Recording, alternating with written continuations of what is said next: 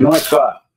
Haribhoomi TV के इस खास प्रोग्राम में एक बार फिर आपका स्वागत। आपने देखा होगा राजनीतिक दल प्रत्याशी को मैदान से उतारने से पहले जमकर गुणा भाग करते हैं।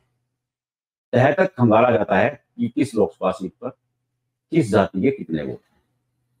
फिर उसी हिसाब से कैंडिडेट को मैदान में उतारा जाता है। आज चर्चा करें सोनीपत की, तो सोनीपत में मोहन सिंह बड़ौली के सामने सतपाल ब्रह्मचारी को केवल इसलिए उतारा गया क्योंकि मोहनलाल बड़ौली ब्राह्मण है और सतपाल ब्रह्मचारी भी ब्राह्मण है। अगर 2019 के चुनाव को देखें तो रमेश कौशिक के सामने भूपेंद्र हुड्डा थे। एक चर्चा यह भी थी कि भूपेंद्र हुड्डा इसलिए चुनाव हार गए क्योंकि ब्राह्मण वोट बहुबल थे और ब्राह्मणों ने रमेश कौशिक को समर्थन दिया। इस बार कांग्रेस ने इसीलिए ब्राह्मण के सामने ब्राह्मण को उतारा है ताकि वोट आपस में बढ़ जाए और सीट कांग्रेस की झोली में आए। उधर बीजेपी ने भी रमेश कौशिक के स्थान पर विधायक मोहनलाल बड़ौली पर दाव लगाया। ऐसी जातिगत गणना की इंसान देखकर हैरान हो जाए। ऐसी ही गणना करने वाले एक विशेषज्ञ हमारे साथ भी हैं। हम आज उनसे चर्चा करेंगे कि जातियों का फैक्टर कितना असर दिखाता है। सोनीपत में इस जाति फैक्टर में यह सीट किसके बाले में जा सकती है। जोगिंदर कथुरिया, आप इन्हें जातिगत आंकड़ों का माहिर तो कहेंगे ही, लेकिन इन आंकड़ों के साथ साथ इन जातियों का रुझान किधर है ये उसकी भी परख रखते हैं। आज हमारे साथ जोगिंदर कथुरिया के अलावा सोनीपत के वरिष्ठ पत्रकार दीपक वर्मा व जींद के वरिष्ठ पत्रकार सत्येंद्र पंडित भी होंगे। तो कथुरिया जी, मैं सबसे पहले आपसे जानना चाहूं कि सोनीपत में जैसे ब्राह्मण को मैदान में उतारा है तो इसका कितना कांग्रेस को फायदा होने वाला है। देखो, नुकसान तो कुछ है ही नहीं, क्योंकि पिछली बार हरियाणा के सबसे बड़े जाट नेता, दिग्गज चेहरे कांग्रेस ने, पूर्व मुख्यमंत्री जो 10 साल प्रदेश के मुख्यमंत्री रहे, जिन्हें रोहतक और सोनीपत झज्जर उनका गढ़ माना जाता है, सोनीपत से स्वयं मैदान में थे भूपेंद्र सिंह हुड्डा जी, और वो भी 1,64,000 के लमसम चुनाव हार गए। तो खोने को तो कुछ बचा ही नहीं कांग्रेस के पास, जब उनके दिग्गज चेहरे, सबसे बड़े चेहरा जो प्रदेश में कांग्रेस का है, भूपेंद्र सिंह हुड्डा ही नहीं जीत पाए, तो इसका मतलब खोने को तो कुछ बचा ही नहीं कांग्रेस के पास।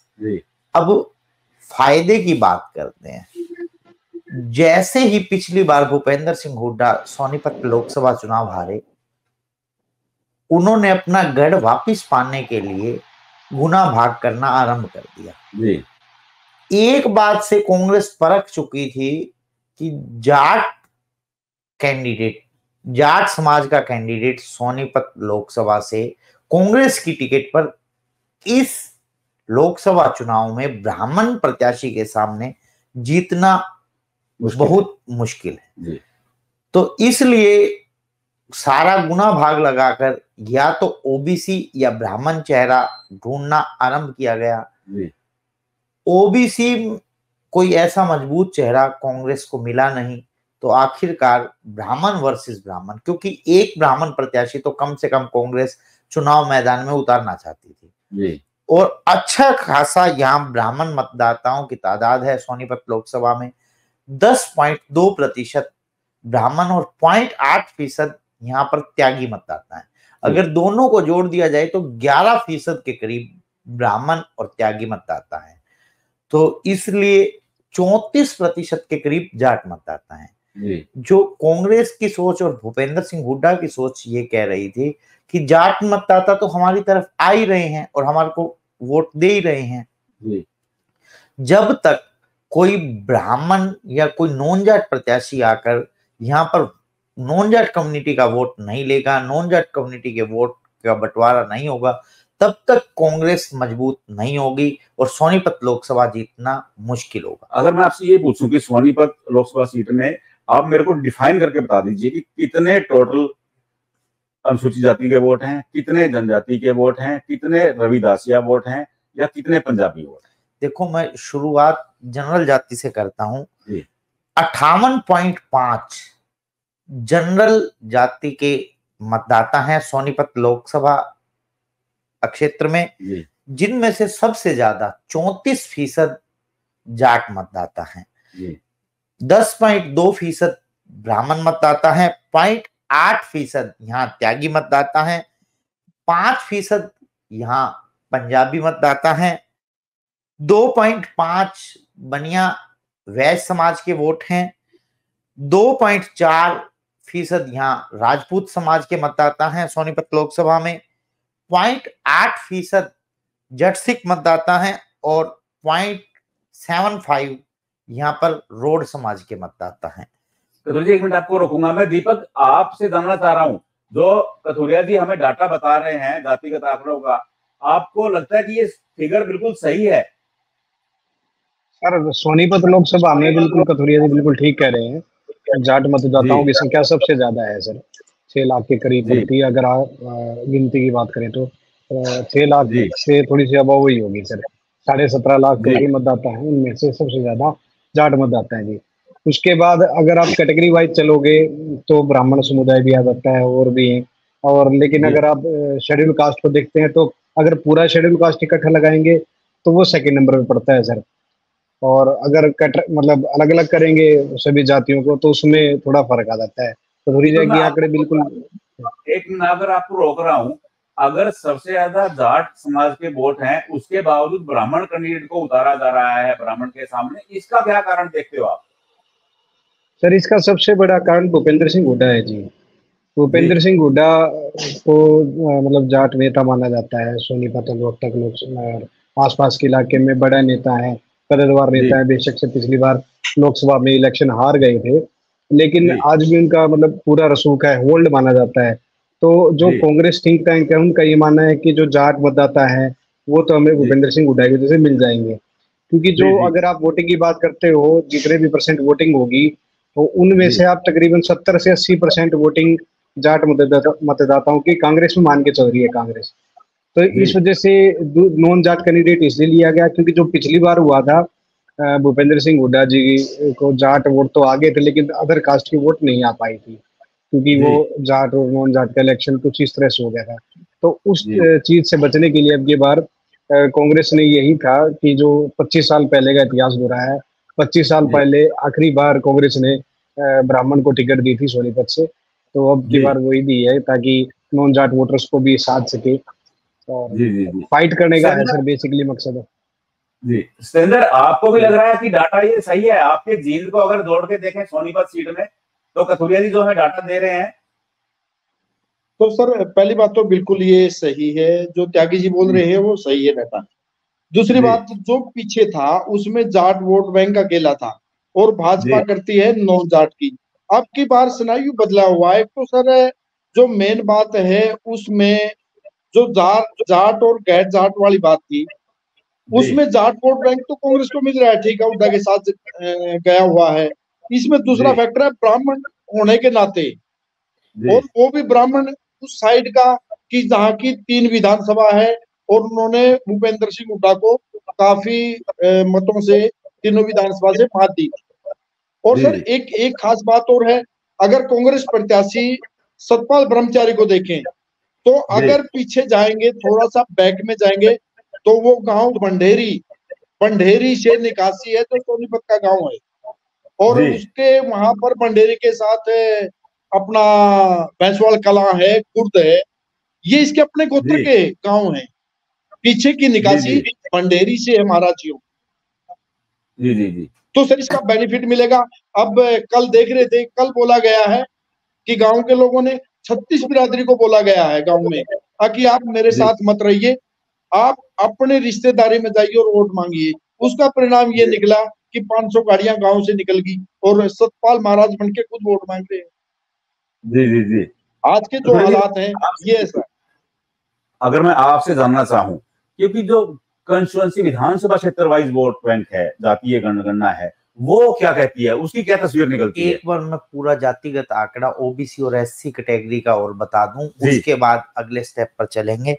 ओबीसी कैटेगरी के 22.5% मतदाता हैं, ओबीसी में सैनी समाज के 3.6% मतदाता हैं, कश्यप समाज के 3% मतदाता हैं, मुस्लिम 3.5%, कुम्हार 2.5%। ये मुख्य जातियां हैं जो ओबीसी में अपना डोमिनेंसी रखती हैं। उसके बाद एससी कैटेगरी की बात करें तो सबसे ज्यादा 9.25% तो यहाँ पर रविदासिया समाज के मतदाता हैं और 5% के करीब वाल्मीकि समाज के मतदाता हैं। अब आप विधानसभा वाइज अगर बात करते हैं जी, मोहनलाल बड़ौली जो खुद राई हल्के से संबंध रखते हैं, हाई के विधायक, राई के विधायक भी हैं जी, अभी पिछले 5 साल की एंटी इनकम्बेंसी उनके साथ थी राई में। जी, अब ब्राह्मण जाट मतदाता तो पहले ही 80% के करीब जो आज हरियाणा का सेंटीमेंट है एंटी बीजेपी हो रखा है, जी, उसके साथ ब्राह्मण जो अच्छे खासे राई में हैं, जी, इसलिए वो राई से पिछली बार विधायक चुने गए थे। जी, वो ब्राह्मण मतदाता बंटवारा होने के बाद और जो एक सिनेरियो चेंज हुआ है उसमें राई में अच्छे खासे मार्जिन से जो जीते थे मोहनलाल कौशिक, आज लगभग नेक टू नेक फाइट हो गई है। थोड़ा सा एज तो फिर भी मैं मानता हूँ नरेंद्र मोदी के फैक्टर से थोड़ा सा एज रहेगा, मोहनलाल कौशिक जीतेंगे, वो मार्जिन उतना नहीं रहेगा जो पिछले साल। मेरे को जो लग रहा है कि 5,000 के तकरीबन राई में और 5,000 के तकरीबन गन्नौर में, ये 2 विधानसभा सीटों में बढ़त भाजपा को मिलेगी। सोनीपत शहर में पिछली बार भी बहुत अच्छी खासी लीड मिली थी मोहनलाल रमेश कौशिक को। इस बार वो लीड घटकर सीमित रह सकती है क्योंकि मोहनलाल कौशिक जीतेंगे जरूर सोनीपत शहर से, पर वो जो जीत है मुझे लगता है कि 20,000 के तकरीबन रह सकती है। हो सकता है कि आज का सिनेरियो ये दिखाई दे रहा है कि 20,000 के तकरीबन सोनीपत शहर से जीत रहे हैं मोहनलाल कौशिक। अगर हम अगली विधानसभा पर आते हैं खरखोदा, खरखोदा में बहुत भारी मार्जिन से सतपाल ब्रह्मचारी जी कांग्रेस के प्रत्याशी जो हैं भारी लगभग 30,000 मतों से आगे बढ़त बनाते दिखाई दे रहे हैं खरखोदा में। अगर हम गोहाना की बात करें, मुझे गोहाना में भी डाउट है, मुझे गोहाना में लग रहा है कि आज भी जो बढ़त है वो भाजपा की झोली में जाएगी, परंतु जो पिछली बार की बढ़त है उतनी बढ़त नहीं रहने वाली, वो बढ़त घटकर लगभग 10,000 के करीब रह सकती है। अगर अब हम बात करें बड़ौदा विधानसभा की, बड़ौदा विधानसभा में मुझे ये लग रहा है कि लगभग 25,000, 20 से 25,000 के बीच आज का जो सिनेरियो है, आज बढ़त सतपाल ब्रह्मचारी जी के पास है बड़ौदा विधानसभा में। अगर हम अब जींद जिले की 3 विधानसभाएं हैं, पिछली बार भूपेंद्र सिंह हुड्डा लगभग 1 लाख मतों से पिछड़ गए थे इन तीनों विधानसभा में। ओवरऑल की बात करें लगभग 45,000 से सफीदों से पिछड़ गए थे। इस बार बिल्कुल उल्टा हो रखा है, 45,000 की तो वो लीड खत्म हुई और सतपाल ब्रह्मचारी जी लगभग 20 से 25,000 मतों से आज के सिनेरियो में आगे दिखाई दे रहे हैं सफीदों से, क्योंकि उनका खुद का गांव आज सफीदो विधानसभा में आता है। तो लगभग 1,40,000 की बढ़त जो भाजपा की केवल एक हल्का सफीदों ने ही खत्म कर दी। 1,64,000 से पिछली बार भाजपा जीती थी, तो 1,40,000 क्योंकि 70,000 45,000 की लीड खत्म हुई, 25,000 की उसके बाद कांग्रेस को मिली, 70,000 का डबल इम्पैक्ट पड़ा। तो लगभग मुझे जो लग रहा है 1,40,000 तो एक ही हल्के ने खत्म कर दी लीड। उसके बाद हम जुलाना हल्के में पिछली बार भूपेंद्र सिंह हुड्डा लगभग 13 से 15,000 मतों के बीच में पिछड़ गए थे। इस बार सतपाल ब्रह्मचारी जी जुलाना विधानसभा क्षेत्र से लगभग 15 से 20,000 मतों से आगे दिखाई दे रहे हैं आज के सिनेरियो में। और जींद शहर की यदि बात करें, नेक टू नेक फाइट है, फिर भी मुझे यहाँ पर भाजपा का प्रत्याशी, क्योंकि वहां सैनी मतदाताओं की भी अच्छी खासी तादाद है, जो जींद शहर है वहां सैनी, ब्राह्मण, बनिया, पंजाबी 4 जो जातियां हैं उनके अच्छे खासे मत हैं। इन 4 जातियों के लगभग 70 से 80,000 मत हैं। और इन्हें प्रो मोदी कहा जाता है। सैनी जाति से मुख्यमंत्री भी है, पंजाबी जाति से पहले मुख्यमंत्री था, और राम मंदिर और अन्य मुद्दों पर बनिया और ब्राह्मण शहरी मतदाता है वो भाजपा की तरफ प्रो। जो जींद विधानसभा के ग्रामीण क्षेत्रों में बहुत बुरी तरह से पिछड़ रही है भाजपा।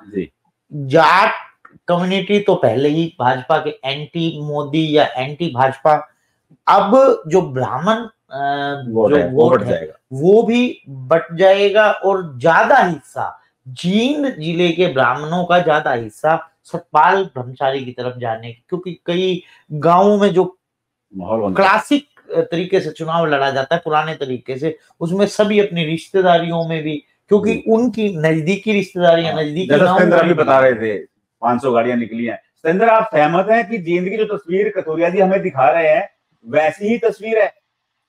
सर, अगर 74% वोटिंग लेते हैं तो भी लगभग 12 से 15 हजार तक यहाँ पर सतपाल ब्रह्मचारी जीतते हैं 74% की वोटिंग से। और सर एक खास बात और है कि हमने जाट ब्राह्मण अलायंस ये तो देखा, मगर एक और बड़ा तबका है जिसको कह सकते हैं बनिया। बनिया का सबसे बड़ा लीडर है दिल्ली के जो सीएम है, वो फिलहाल जेल में है, मगर कहीं न कहीं आम आदमी पार्टी के उनका भी तो अलायंस है सर, उसकी भी होनी चाहिए थोड़ी बहुत चर्चा। कि अगर पीछे देखें इसके अपना नगर परिषद चुनाव में, तो यहाँ पर जो आम आदमी पार्टी की थी और बनिया समुदाय से थी 10,000 वोट लेके गई थी। तो सर अलायंस है, तो बनिया वोट भी बैंक भी तो अपनी एक अहम भूमिका निभाएगा इसके अंदर। ब्राह्मण ही नहीं, जाट वोट बैंक के साथ ब्राह्मण ही नहीं, बनिया भी जाएगा। दीपक, आपको लग रहा है जो सोनीपत का सिनेरियो दिखा रहे हैं कथोरिया जी वैसा ही माहौल है? सर सोनीपत का जो सिनेरियो अभी तक, जैसे खरकोदा और बड़ौदा के बारे में कह रहे थे, देखो खरकोदा और बड़ौदा ने हमेशा कांग्रेस का साथ दिया है सर, क्योंकि खरकोदा भूपेंद्र सिंह हुड्डा की ससुराल है और बड़ौदा से टच है। बड़ौदा जाट बाहुल्य इलाका है, 70% के करीब जाट मतदाता है वहां पर, और तो इस वजह से खरकोदा और बड़ौदा हमेशा कांग्रेस का साथ रहा है, ये दोनों तो मैं मानता हूँ। लेकिन बीजेपी के लिए सबसे बड़ा प्लस पॉइंट होगा सर जींद, सोनीपत और सफीदो तो बराबर, लगभग बराबर ही जाएगा कुछ, क्योंकि पिछली बार ज्यादा लीड थी, और गोहाना। जींद, गोहाना और सोनीपत, ये 3 शहरें अगर जो भाजपा को अच्छी खासी लीड दे देगी तो मुकाबला टफ होता है सर, क्योंकि खरकोदा बड़ौदा कांग्रेस के पक्ष में है।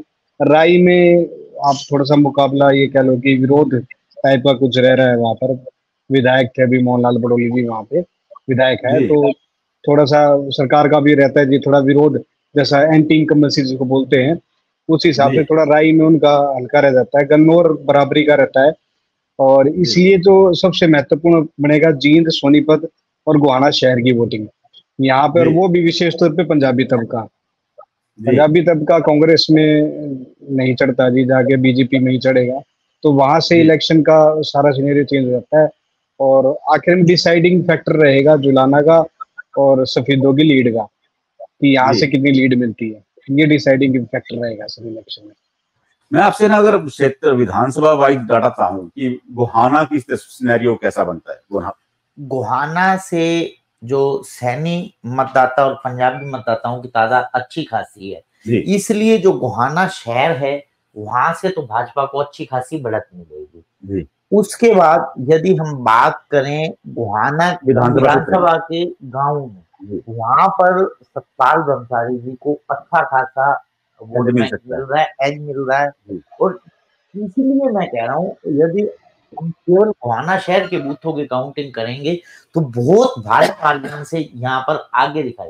हाँ, गोहाना के बनिया जो अभी हमारे साथी पत्रकार बता रहे थे कि बनिया जो वोटर्स है अरविंद केजरीवाल जी के जेल में जाने के बाद थोड़ी सिंपैथी उनकी अलायंस के प्रति रही है। और मैं आपको एक और फैक्टर बताता हूँ, 2016 की नोटबंदी, जीएसटी, बहुत सारे मुद्दों के बाद व्यापारी वर्ग परेशान भी है भाजपा से, और वो शायद सामने आके तो प्रतिक्रिया ना दे, पर अंदर खाते उन्हें जब तक मौका नहीं दिखाई दे रहा था उन्हें कोई विकल्प ही नहीं मिल रहा था, तब तक वो मोदी के साथ जा रहे थे। परंतु आज के दिन वो चुप है, कहीं उनकी चुप्पी भाजपा पर भारी ना पड़ जाए।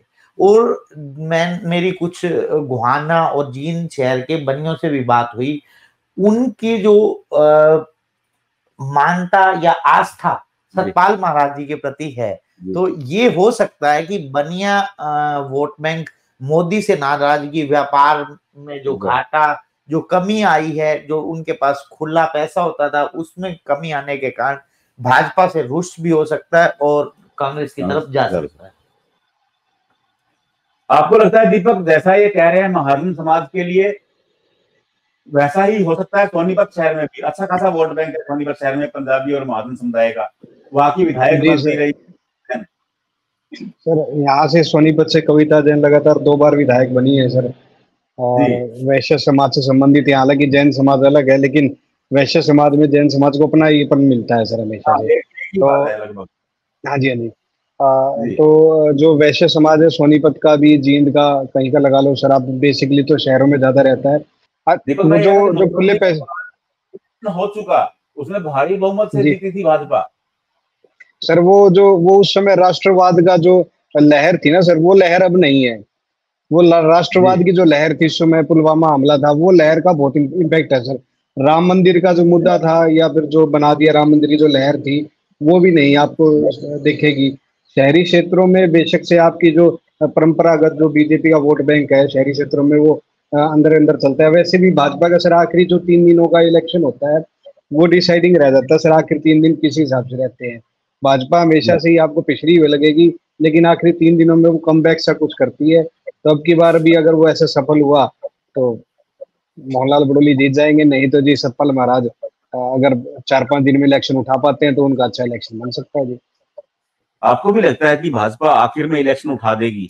देखो, पूरे देश में भाजपा सत्ता में काबिज रहने के लिए, अपने वोट बैंक को बनाए रखने के लिए साम दाम दंड भेद हर प्रकार की नीति का इस्तेमाल करती है और कर भी रही है। अब पिछले 10 सालों में आप भाजपा की जो रणनीति को देखेंगे, समझेंगे, तो भाजपा ने धीरे धीरे जिन मुद्दों को लेकर वो कांग्रेस का विरोध करती थी, उन्हीं को अपना भाजपा ने हथियार बना लिया। हम जातिगत गणना की बात करते हैं, मान लो कि जो स्थिति थी सोनीपत शहर के बारे में, सोनीपत विधानसभा सीट, हम लोकसभा की बात नहीं कर रहे, विधानसभा सीट का क्या रुझान रहने वाला है?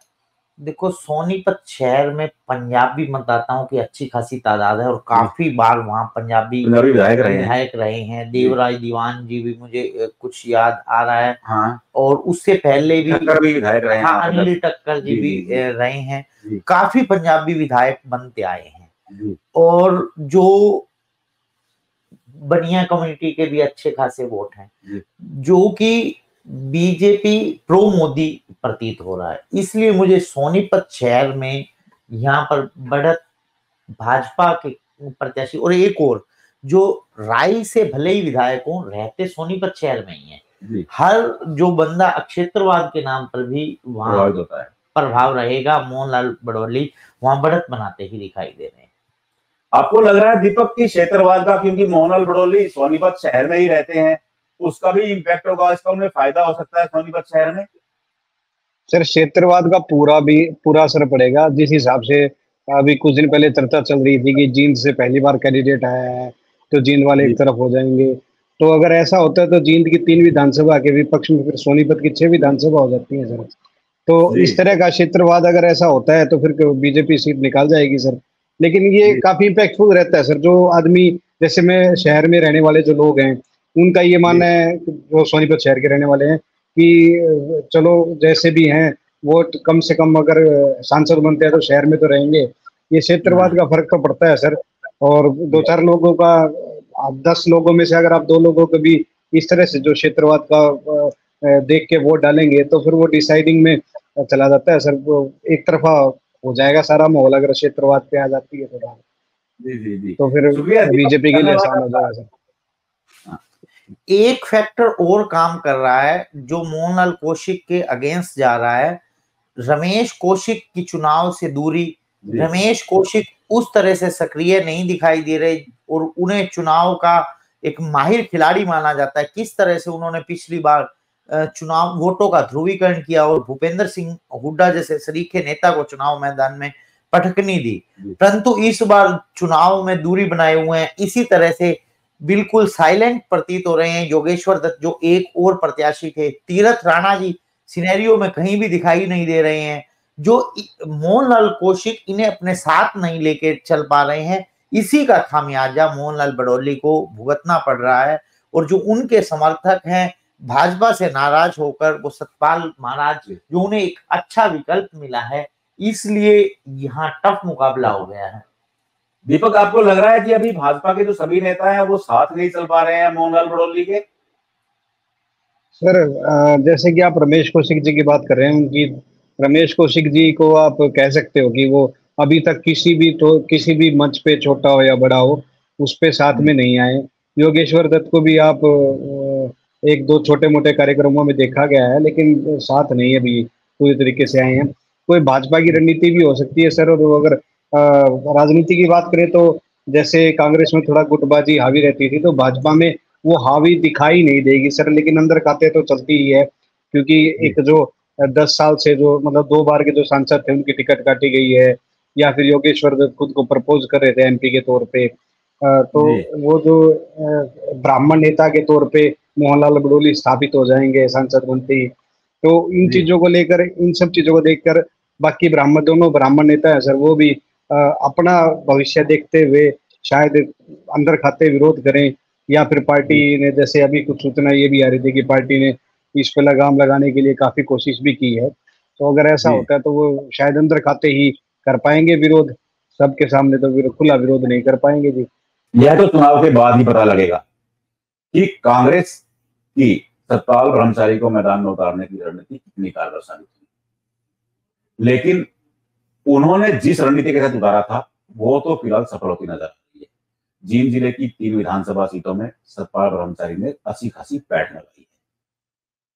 जाट वोटों के लिए ब्रह्मचारी पूरी तरह से पूर्व मुख्यमंत्री भूपेंद्र सिंह हुड्डा के साथ।